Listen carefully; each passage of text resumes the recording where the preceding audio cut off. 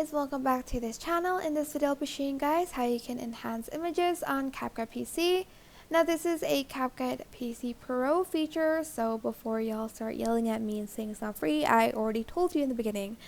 But anyways, go to local and add in your photo and select image enhancement and just wait for it to process.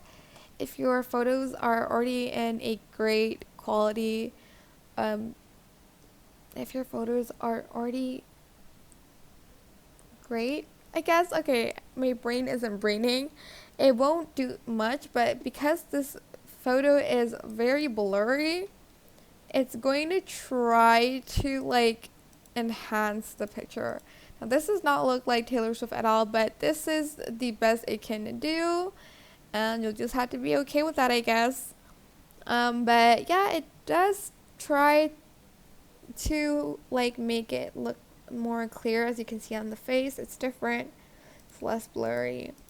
But yeah, I hope this tutorial is helpful for you guys. Don't forget to like, comment, share. Also subscribe to this channel if you haven't done that already. If you have any questions, just leave it in the comment section down below and I'll try my best to answer them all for you guys.